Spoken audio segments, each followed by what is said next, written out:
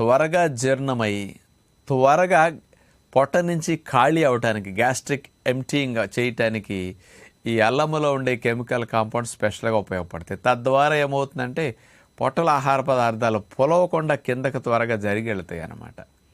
Gastric emptying స్పీడ్గా ఉండటం వల్ల పొట్ట బ్లోటింగ్ రావటం కానీ, భుక్తాయాసం కానీ, త్రేన్పులు కానీ, గ్యాసెస్ ఇట్లాంటివన్నీ బాగా తగ్గుతాయి అన్నమాట. ఈ ప్రాపర్టీస్ అల్లానికి ఉన్నాయి. అల్లంలో ఉండే ఇతర కెమికల్ కాంపౌండ్స్ డైజెస్టివ్ జ్యూసెస్ని, పొట్టలో ఆహారాన్ని అరిగించడానికి ఉత్పత్తి అయ్యే ఎంజైమ్స్ని బాగా ప్రేరేపించడానికి అద్భుతంగా ఉపయోగపడతాయి. అందుకని పూర్వం రోజుల నుంచి అల్లము, కాస్త ధనియాలు, రసము తీసి రసాన్ని ఒక గరిట్లో వేసేసి ఫిల్టర్ చేశాక దాన్ని కాస్త నుప్పుల మీద పెట్టి కొంచెం వేడెక్కిన తర్వాత తేనె కలిపి ఇచ్చేసి తాగమనేవారు. అల్లం రసం అట్లా తాగితే డైజెషన్కి అద్భుతంగా ఉపయోగపడుతుంది. ఇండైజెషన్ సమస్యలు తొలగించడానికి కూడా అల్లం బాగా పనికొస్తుంది.